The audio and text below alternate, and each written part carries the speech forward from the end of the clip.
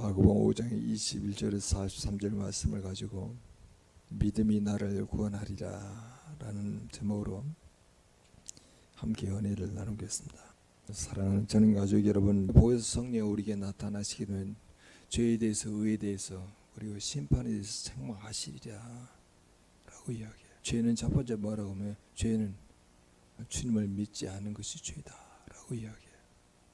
우리 일상에서 삶을 살아가게 될 때 그냥 우리가 보통 내가 살았던 그런 방식으로 생활하게 되면 다 죄를 짓는 거예요. 왜냐하면 믿음으로 하지 않기 때문에.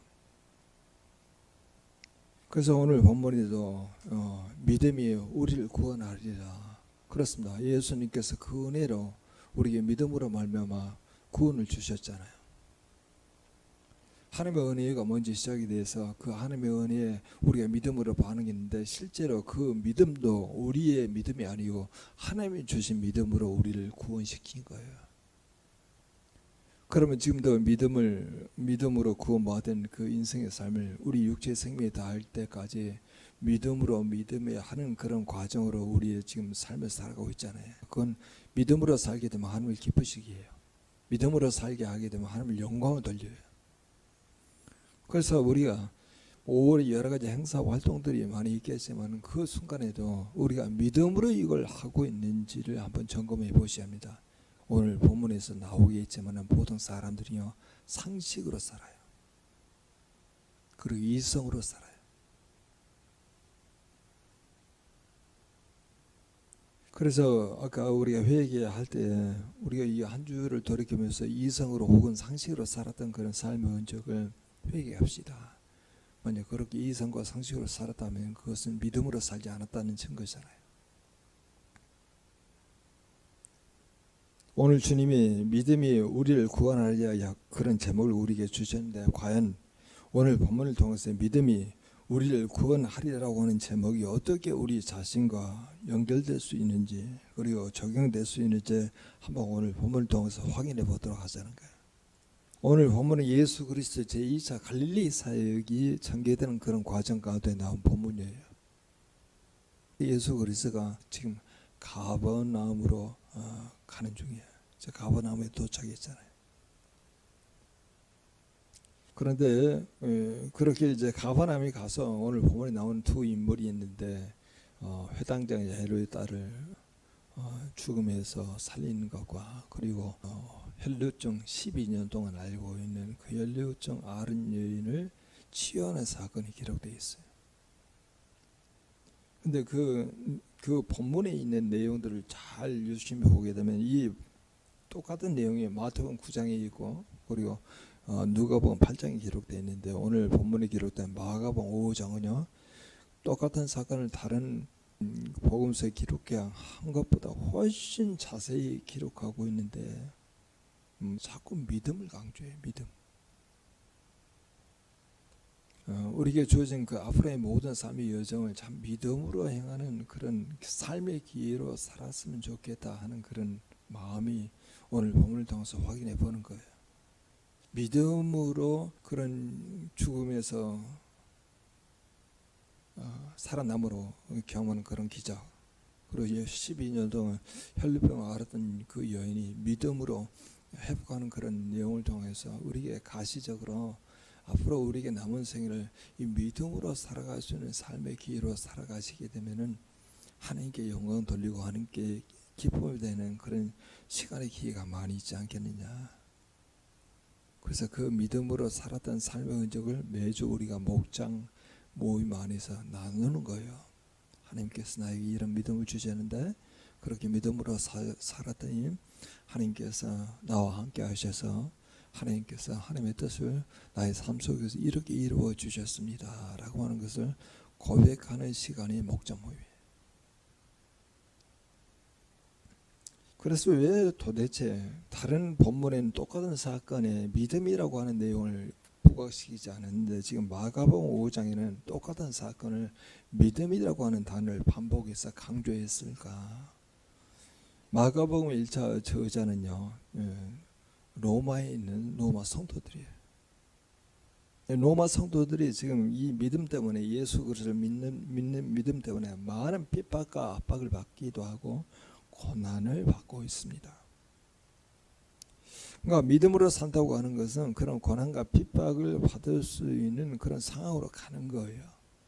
믿음이 있다 그러면 만사 형통이 된다 이런 차원이 아니고 더 많은 육체적인 고난, 정신적인 스트레스 많이 받는 그런 상황으로 들어가게 되는데, 그럼에도 불구하고 여지 로마에 있는 성도들에게 이 마가가 이 복음서를 써 내려가면서 그들에게 그런 환난과 핍박이 있게 될 때 믿음으로 견고하게 견뎌내게 돼서 믿음의 성장과 성숙이 이루어졌으면 좋겠다 하는 차원에서 지금 이 본문 두 사람의 예를 들어서 믿음으로 그 위기, 환난, 어려움을 극복해 나갈 수 있도록 지금 이 마가복음이 로마에 있는 성도들에게 이어지 전하고 있는 겁니다. 그래서 정말 여러 가지 어려운 상황 가운데 있다 하더라도 예수 그리스도를 제대로 만나게 되면은 정말로 새로운 기쁨, 세상이 주는 기쁨이 아니에요. 새로운 기쁨을 찾을 수가 있고, 그리고 예수로 말미암아 오는 그런 소망을 기대할 수 있다는 거예요. 그래서 마가는 이 로마의 성도들로 하여금 당면한 그 환난을 믿음으로 극복하도록 하기 위해서 똑같은 본문 마태복음과 누가복음에 있는 본문보다 더 믿음을 강조한 거예요. 성경에 보면 주님은 어디를 가시든지 이 병자들이 다 모여듭니다. 그 중에서 사람들이 치유할 수 없는 심각한 병을 가지고 있는 사람들도 많이 있었어요.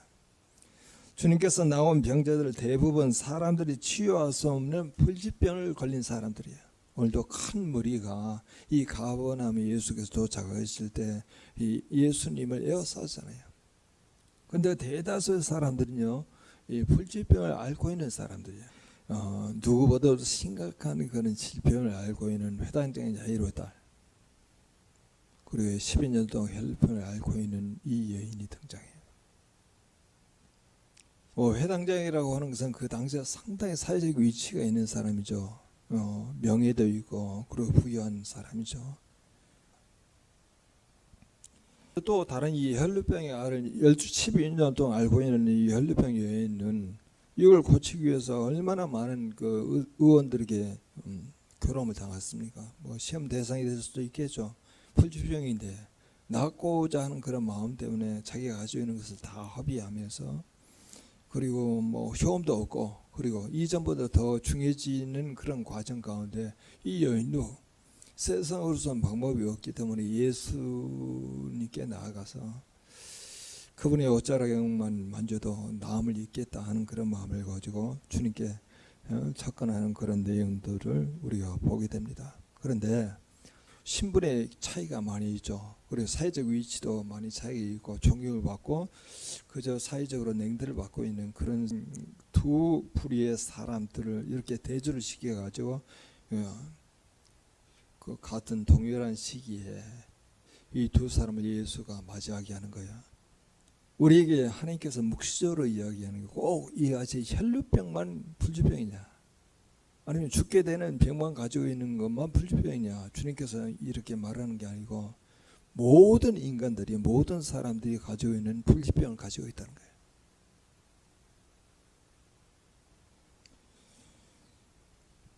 신분이 높거나 신분이 낮거나 또 부자거나 가난하거나 상관없이 모든 사람들이 가지고 있는 불치병이 있어요. 그것이 바로 죄로 인한 병이에요. 죄로 인한 병. 성경 그렇게 맞아. 욕심이 잉태하여 죄를 하고 죄가 장사한 죄 사망을 낳느니라. 욕심, 죄, 그리고 사망. 이 병은 인생으로 온갖 질고를 다 당하게 하여서 마침내 죽음에 이르게 하는 무서운 질병입니다. 이 질병에서 생명을 보호하는 사람이 아무도 없어요. 창세 이래 지금까지 사람들은 이 질병에서 벗어나기 위해서 몸부림쳐봤죠. 그래서 스스로 이 질병에서 해방된 사람은 아무도 없어요. 모든 사람이 죄를 범하였으며 이렇게 나오잖아요. 죄를 범하게 되면 이제 사망은 뭐 육신적으로 죽는 그 사망뿐만 아니라 죄의 문제가 해결되지 않으면 영원한 풀못에 들어가서 지옥으로 가게 되는데, 하나님의 심판을 통해서 지옥에 가게 되는데, 이 문제를 해결할 방법이 없잖아요. 어떤 사람은 종교를 세우면서 이 문제를 해결하기도 합니다. 어떤 사람은 도덕을 만들어가지고 이 도덕을 잘 지켜야 되면 이 문제를 해결할까라고 그렇게 자기 암시를 가져오기도 하죠. 어떤 사람은 율법을 통해서 이 질병을 극복해 보려고 시도하지만 아무런 소용이 없어요. 인간의 이러한 노력은 도리어 고통만 더할 뿐입니다. 그렇습니다. 인간 스스로 누구도 이 죄의 질병에 치유할 수가 없어요. 그렇다면 여러분, 우리는 이 죄의 질병에 시달리다가 죽어야만 한다는 말입니까? 아니면 우리에게는 우리의 질병을 치유할 수 있는 한 참 의원이 계십니다.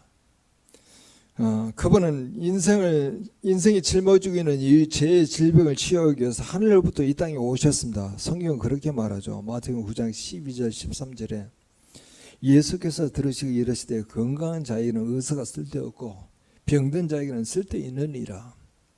너희는 가서 내가 긍휼을 원하고 제사를 원하지 아니하노라 하신 뜻이 무엇이니 배우라. 나는 의인을 부르러 온 것이 아니요 죄인을 부르러 왔노라. 죄인을 부르러 와서 그 죄의 싹신 사망을 생명으로 바꾸기 위해서 우리 주님께서 오셨다는 거예요. 여러분, 그분이 바로 예수 그리스도 아니십니까? 오늘 본문에 보면 주님은 당신께 나온 두 불치병자 12년 동안 혈루병을 앓아오던 이 여인을 고치셨고, 또 죽었던 회당장 에이로의 딸을 다시 살리십니다. 즉 주님 안에서 육체의 불치병이 치유된 것입니다. 마찬가지로 주님은 당신께 나오는 자의 영혼의 불치병인 죄의 질병을 깨끗하게 고쳐주사 새로운 삶 그리고 영생 구원을 받게 하셨어요. 그러므로 누구든지 죄의 질병을 고치려면 예수님께 나와야 합니다. 오직 그분만이 우리의 질병을 고칠 수가 있죠. 죄의 질병 그리고 사망의 질병을 고칠 수가 있어요. 여러분 중에 죄의 질병으로 인해 신음한 분이 있으십니까? 예수께 나아가십시오. 그리고 여러분의 죄로 인한 상한 여러분의 심령을 주님 앞에 다 내려놓으십시오. 장래 여러분은 죄의 질병에서 해방되어서 참된 자유와 영원한 생명을 누리게 될 것입니다. 어느 누구도 예함이 없어요. 내가 예수 믿지 않은 순간이 바로 죄예요. 예수님이 내가 내 상가에 경험되지 않으면 나는 죄의 상태에 있는 거예요. 근데 언제든지 우리의 마음을 돌이켜가지고 주님을 경험할 수 있도록 주님과의 교제가 이루어질 수 있도록 우리의 마음을 돌이키는 걸 회개라고 하는 거예요. 도덕적인 내용을 지금 말하고 있는 게 아닙니다. 율법적인 내용을 말하고 있는 게 아니에요. 우리와 함께 하신다고 하는 그 주님이 내가 지금 못 느껴요. 아무리 말씀을 듣적거려도 하나님께서 나에게 개인적으로 주신 그런 메시지를 못 들어요. 믿음은 들으면서 오고 들으면 그리스도의 말씀으로 말미암는다고 그렇게 이야기하고 있는데도 수없이 그걸 반복하고 이야기하고 있는데도 내가 들을 기회가 없어요. 그럼 못 믿는 거잖아요. 믿음으로 사는 것이 하나님을 기쁘시게 한다고 하는데, 하나님께 나아가는 자는 하나님의 살아계신 것 그를 찾는 자가 상 주시는 이임을 믿어야 할지니라 그렇게 말씀하는데, 그게 우리 현실의 상태이고 그게 영적인 상태여야만이 우리는 주님으로 말미암아 살고 있다 이렇게 고백할 수 있는데, 만약 그 주님이 내에서 경험되지 않으면 그 믿음으로 살아가지 못한다 그러면은 반드시 나에게는 그 믿음 대신에 상식으로 살아가려고 해요. 그리고 이성으로 살아가려고 해요. 그런 상식으로 살아가고 이성으로 살아가는 것은 죄예요, 죄.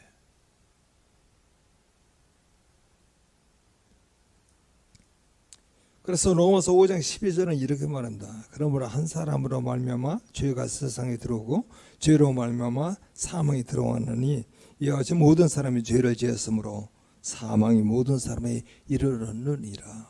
죄의 질병은 사망이에요. 그래서 사도 바울이 그렇게 말합니다. 오라 나는 공고한 사람이로다. 이 사망의 몸에서 누가 나를 건져내랴. 이제 예수님이 갈릴리 호수 동편으로 다시 맞은편으로 건너가신데 그것은 가버나움입니다. 큰 무리가 갈릴리 호수가에 있는 예수님께로 모입니다. 해당자인 야이로가 예수님을 보고 발 아래에 엎드립니다. 여러분, 이게 쉬운 행동이 아니에요. 그런 굉장히 명예를 생명처럼 존중히 여기는 사람이에요. 그리고 높은 지위 가운데 있습니다. 부유해요. 세상적으로 아쉬운 소리를 할 수 없는 사람이에요. 근데 이 회당장의 야이로가 예수님을 보고 발 앞에 엎드립니다. 회당장은 이같이 회당을 전체 관리할 뿐만 아니라 정말 회당의 운영에 있어서 총책임을 맡고 있는 오늘날 목사 같은 그런 역할을 하는 사람이죠. 그런데 예수님은 그 당시에요, 사회적 지위가 아무것도 없는 자입니다.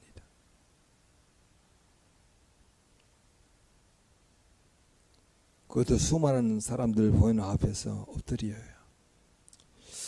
그러나 해당장 야이로는 자기 딸을 살리기 위해서 자기 체면 따위는 다 던져버립니다.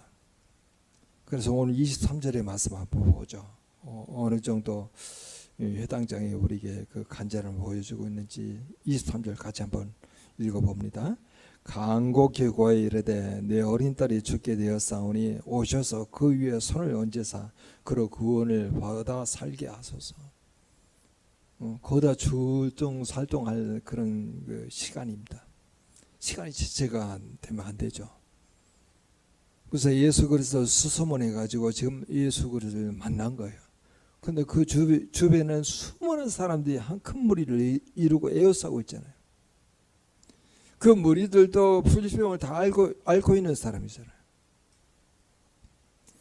그런데 이 회당장 야이로처럼 정말 겸손하게 간절함을 가지고 자기의 딸을 살려달라고 하는 사람은 이 회당장이 유일한 사람이에요. 막 긴 문장을 이야기하고 있지 않아요. 너무 간절한 거예요. 자기의 참여과 자기의 어떤 상식이나 이성으로 보게 되면 이렇게 할 수가 없는 거죠. 그런데 이성과 상식을 뛰어넘어서 정말 처절하게 당신만이 나의 딸을 살릴 수가 있습니다 라고 하는 그런 마음을 가지고 무릎을 꿇고 그렇게 간절히 그렇게 구하니까 우리 주님께서 응답하세요. 그래, 함께 가자. 여기서 우리는 주님께 구하는 자의 그런 바른 자세의 교훈을 우리가 받게 됩니다. 주님께 구하는 자는 자기의 체면을 버리고 자기의 소원한 바를 간절히 구해야 한다는 거예요. 자기의 체면을 생각하는 것은 우리로 주의 응답을 받지 못하게 하는 커다란 장애물이에요. 사실 체면을 생각하는 것은 우리로 주님의 응답을 받지 못하게 하는 커다란 장애물과 같습니다. 자기 체면을 생각하다 보면 구할 것을 구하지 못하게 되죠. 그리고 또한 형식에 치우치기 쉽습니다. 그리고 그렇게 되면 주님의 응답을 받기 어려운 거죠. 믿음이 우리를 구원하려고 하면은 모든 상황과 현실을 주 앞에 겸손함과 간절함으로 내려놓아야 합니다. 아니, 주님께 다 위탁을 시켜야 해요. 내가 회당적으로 이렇게 예배를 섬기고 예배를 관장하는 그런 굉장히 큰 책임을 맡고 있지만 내 딸이 죽어가서 내가 어찌할 수가 없습니다. 제발 살려주십시오. 예수님, 아무런 직위를 갖고 있지 않은 예수님에게 간절히 겸손함으로 구하는 거예요. 그때 우리 주님은 응답하신다는 거예요.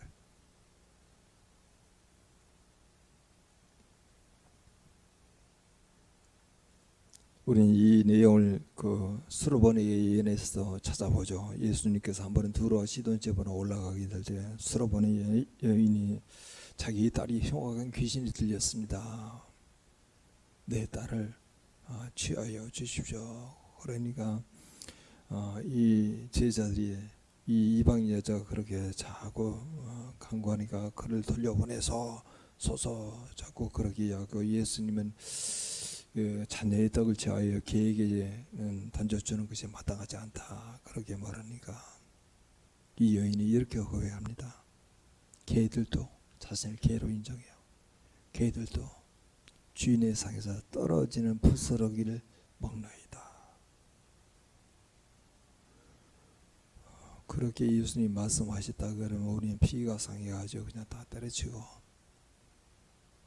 그 자리를 떠나고 박차고 나올 수도 있는데 이 여인은요 대단히 겸손한 마음을 가지고 그렇게 이야기하니까 우리 주님께서 딸아 내 믿음이 크도다 그렇게 말씀하죠. 그때 믿음을 말하는 거예요. 믿음. 이제 주님은 회당장 야이로와 함께 가십니다. 주님은 큰 무리를 뒤로 하고 회당장 야이로 집으로 향합니다. 주님은 백성들의 인기를 얻고자 한다 그러면 다수의 불치병을 앓고 있는 사람들의 요구에 따라서 그들을 한꺼번에 다 치유할 수 있어요.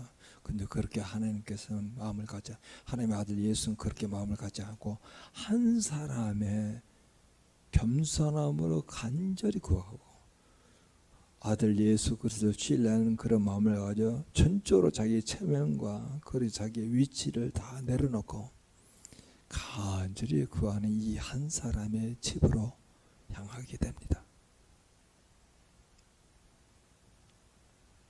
그래서 우리에게도 그걸 그대로 적용하면 우리가 하나님의 아들 예수 그리스도를 전적으로 의뢰하고 간절히 간구하게 되면 우리에게도 그런 간절함과 겸손함을 구하게 되면 주님께서 들어주신다는 거예요.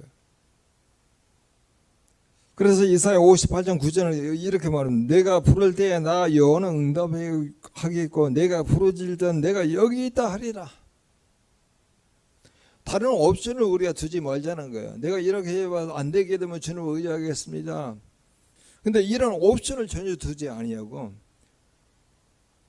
이 주관의 이 딸을 살리기 위해서는 주님만 전적으로 의지합니다. 나의 위치, 나의 명예 다 내려놓습니다. 내 회당장의 그런 일치로 그렇게 살아가는 게 무슨 의미가 있습니까? 그래서 그런 간절함하고 부르짖게 되면 주님께서 응답하시는데 주님께서 이렇게 수없이 요한일서 3장 22절에다 이렇게 말합니다. 무엇이든지 구하는 바를 그에게서 받나니 그는 예수 그리스도죠. 이는 우리가 그의 계명을 지키고 그 앞에서 기뻐하시는 것을 행함이라. 기뻐하시는 걸 행합니다. 그건 바로 뭐냐? 믿음으로 행하는 것을 기뻐하는 거예요. 그래서 우리도 이 5월달에 여러 가지 활동들을 하게 될 때 정말 이게 믿음으로 행하고 있는지 점검하셔야 합니다. 믿음으로 행하지 않은 것을 하나님이 기뻐하시지 않아요. 회당장은 주님께서 자기가 동의해 주신다는 사실에 큰 감동을 받잖아요. 주님에 대한 믿음이 있어서 찾아왔을 것이지만 이제는 더욱 틀림없이 자기의 딸을 우리 주님께서 내 집으로 가서 손을 얹게 되면은 구원을 얻어서 살게 되리라고 하는 확신이 더 많이 들어요. 근데 이 순간에 커다란 시련이 찾아와요. 전혀 생각하지 못했던 혈루증 10여 년 동안 앓고 있는 한 여인이 갑자기 예수 그리스도 위에 뒤에 와서 그의 옷자락 만지게 되면은 내가 낫겠다 하는 그런 믿음을 가지고 사람들에 끼어서 그의 몸에 손을 댑니다. 그리고 그 손을 대자마자 혈류증이 자기의 몸에서 끊어진 것을 몸이 알아요. 몸이 알아. 그래서 드러내지 못했어요. 근데 우리 주님께서 자기 몸에서 뭔가 빠져나간 듯한 그런 느낌을 받았기 때문에 어떤 능력이 빠져나간다는 느낌을 받았기 때문에 제자들에게 한번 물어보죠. 누가 네 몸에 손을 대었느냐. 그렇게 물어보니까 제자들은 믿음으로 반응하지 않아요. 제자들은요 상식으로 반응해요. 그리고 이성으로 반응해요. 아니 예수님 이렇게 큰 무리들이 에어서 밀고 밀치는데 아니 누가 예수님의 옷자락에 손을 대었다고 말씀하시니까 그럴 수 있죠. 많은 사람들이 손을 밀고 밀치는데 손을 옷자락에 손을 댈 수도 있죠. 뭘 그걸 물어보십니까? 라고 그렇게 물어보시는 거예요. 근데 그 여인이 두려워 떨면서 고백하잖아요. 저 지금 다 예수님께 여쭙습니다. 그래서 그렇게 예수님께 다 이야기하고 나니까 오늘 본문이 여러분 34절을 한번 같이 읽어봅니다. 예수께서 이르시되 딸아 내 믿음이 너를 구원하였으니 평안히 가라 네 병에서 너여 건강할지어다. 거기에 뭐라고 되어 있습니까? 믿음이 너를 구원하였다. 믿음이 너를 구원하였다. 거기에 큰 무리들이 모두가 불주병을 앓고 있어요. 그런데 지금 주님께서 계속 관심을 두고 찾는 사람은 바로 뭐냐? 믿음을 가지고 있는 사람이에요. 누구에 대한 믿음이에요? 예수 그리스도에 대한 믿음. 또 어떤 믿음? 예수 그리스도의 말씀에 대한 믿음. 우리 일상생활을 하면서 여러분 상식으로 이성으로 살아가는 걸 다 내려놓고 우리 주님께서 우리가 매일 성경을 주신 그런 말씀을 하나님이 주신 메시지를 믿고 살아가는 것을 주님께서 우리에게 의미하는 거예요. 여러분 매일 말씀을 받습니까? 매일 하나님께서 주신 그런 메시지를 듣고 있습니까? 만약 메시지를 받고 메시지를 듣지 못한다 그러면 우리는 상식으로 살아가고 그리고 삶의 현실로 살아가요. 이성으로 살아가요. 주님께서 이렇게 상식과 이성으로 살아가려고 하는 사람에는 마음을 안 준다는 거예요.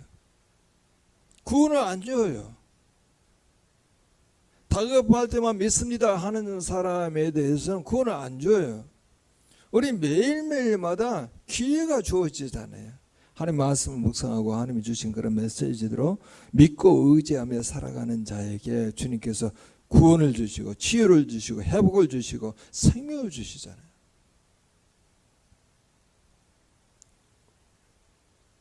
여러분 이렇게 회당장은 너무 한시가 바쁘잖아요. 자기 딸이 죽어가는 그런 마당 가운데 이 혈루병 여인이 갑자기 등장해서 예수를 멈추게 하잖아요. 그러면 회당장의 마음 가운데 얼마나 막 불이 올라오겠어요.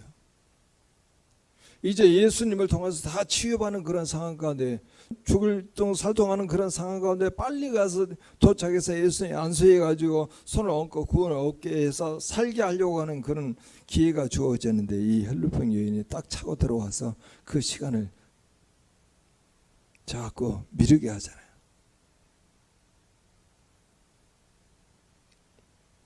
그런데 여러분 오늘 그렇게 이 여인 때문에 잠시 시간이 지체되고 있는 상황 가운데 오늘 보십시오. 어떤 일이 발생하고 있었냐면 여러분 35절 같이 한번 읽어보자. 같이 읽겠습니다. 아직 예수께서 말씀하실 때 회당장의 집에서 사람들이 와서 회당장에 이르되 당신의 딸이 죽었나이다. 어찌하여 선생을 더 괴롭게 하나이까. 그리고 회당장 마음에는 무너지지 않겠어요? 한 개인의 입장은 이 혈루병 여인이 고침받는 건 너무나 좋은 일이죠. 근데 예수님께서 그 하는 말을 곁에서 다 들으시고 회당장에 또 다시 이렇게 말합니다. 두려워하지 말고 믿기만 하라. 그리고 이제 12제자 중에 베드로, 야고보, 요한만 데리고 들어가서 회당장의 집에 들어가니까 뭐 얼마나 소리를 많이 소리치고 그리고 울며 통곡하는 소리가 막 집안에 짱짱 울리는 거예요. 그래서 우리 주님께서 들어가서 너희가 어떻게 떠드느냐, 그리고 이 아이가 어떻게 떠들고 우느냐, 이 아이는 죽는 것이 아니다, 자고 있다. 죽어가고 있습니다. 이 상태가 아니에요. 죽는다고 하는 것은 사실이에요. 현실이에요. 그러니까 그걸 다 보고 있었던 그 집안에 있던 모든 사람들이 예수 그리스도가 죽은 것을 잔다고 이야기하니까 뭐라고 이야기합니까? 그들이 다 비웃어요. 예수는 지금 믿음으로 지금 하고 있잖아요. 믿음으로 살고 있잖아요. 그래서 우리 주님께서 사람들 다 내보내고 난 다음에 부모와 그리고 베드로, 야고보, 요한을 데리고 들어가서 아이 있는 곳에 들어갑니다. 그리고 손을 잡습니다. 그리고 달리다고 소녀야 일어나라, 그렇게 이야기한 거예요. 그래 소녀가 일어납니다. 그것 때문에 거기에 있는 12살 된 소녀가 벌떡 일어나니까 거기 있는 사람은 다 크게 놀라잖아요. 저는 이 내용들을 보면서 우리에게도 이게 굉장히 교차한다는 거. 어떤 때에는 믿음으로 살고 싶은 그런 마음을 가지고 하나님을 신뢰합니다. 하나님을 의지합니다. 하나님을 사랑합니다. 하나님 주신 그런 메시지가 무엇입니까? 내가 그 메시지도 살고 싶습니다. 라고 하는 그런 마음으로 다부지게 살아가는 동안에 어떤 삶의 현실의 내용이 딱 떨어지게 되면은, 죽음의 현장 가운데 들어가게 되면은, 주님은 자고 있다고 이야기하고 있는데도 죽었다고 하는 그런 이상과 그런 상식에 급급해서 주님의 말씀 믿지 못하는 거예요. 내가 살아봤더니 이런 경우로 인해서 내 안에 삶의 경험을 당해서 단정적으로 이렇게 말하는 거예요. 주님이 개입하여서 일하실 수 있는 기회를 전혀 주지를 않은 거예요. 근데 우리가 구약에 보게 되면 사막에 물이 흘러 넘치리라 그렇게 말하잖아요. 광야에 길을 내시리라. 현실적으로 상식적으로 보고 이해가 안 되는 내용이죠. 근데 주님은 그렇게 말씀하시는 거예요. 그러니까 주님은 결국 믿음으로 다 지금 말하고 있는 거예요. 우리 주님은 과거, 현재, 미래를 한 번에 보시는 분이잖아요. 그분의 미래가 없어요. 현실을 지금 말하고 있는 거예요. 근데 우리 인간은 제한적인 그런 동물이기 때문에 과거, 현재, 미래라고 하는 것을 분류해가지고 그렇게 살아가고 있는데, 우리 주님은 현실을 지금 말하고 있는데 우리는 미래처럼 보인다는 거예요.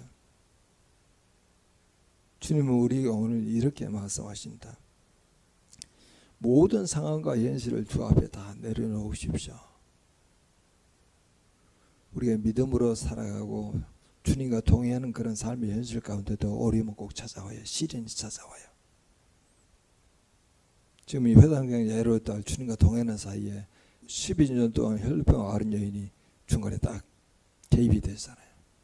시간은 지체가 되잖아요. 아니 빨리 가서 안수하게 되면은 구원받아 살게 될 텐데 이 여인 때문에 가로막혀서 내 딸이 죽어버렸잖아요.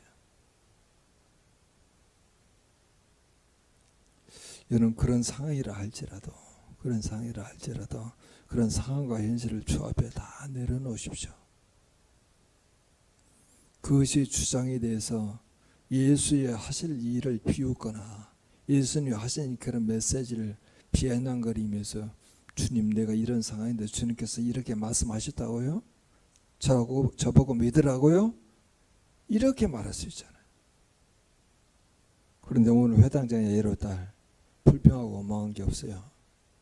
그리고 우리 주님께서 말하죠. 두려워하지 말고 믿기만 하라. 그래서 모든 상황과 현실을 여러분 주 앞에 내려놓으셔야 합니다. 오직 그러면 그 현실을 무시하는 건 아니지만은 그런 상황과 현실을 주 앞에 다 내려놓고 오직 주님과 주의 말씀만을 신뢰하는 거예요. 상식이나 아니면 내 이성으로 판단하는 그 내용이 나를 사로잡아 가지고 주님이라도 일을 하실 수 없다 이렇게 말하면 안 된다는 거예요. 주님이 하시겠다 하면 다 가능하잖아요. 모든 만물을 말씀으로 다 만들어 내시잖아요. 또 이 주님께서 말씀이 육신이 되어 우리 가운데 거하시잖아요. 그 말씀이 하나님이시잖아요. 만물이 그로 말미암아 지은 바 되고 지은 것이 하나도 그것이 없이 된 것이 없다고 그랬잖아요. 그 말씀이 우리에게는 생명이고 그게 사람들의 빛이라 그렇게 말씀하잖아요. 모든 상황과 현실을 주 앞에 다 내려놓고 오직 주님과 주의 말씀을 신뢰하고 간구하면 주님께서 약속하죠. 생명과 회복을 맛보게 하신다. 여러분 지금 어느 누구도 우리가 제 질병도 똑같은 거고 뭐 육신 질병도 그렇고 정신 질병도 다 그렇고 이렇게 생명과 회복을 맛보게 하신다고 하는 주님의 약속에 근거하여 우리가 함께 기도합니다. 모든 상황과 현실을 주 앞에 다 내려놓고 오직 주님과 주의 말씀을 신뢰하고 간구하면은 생명과 회복을 맛보는 우리 공동체가 되게 하옵소서.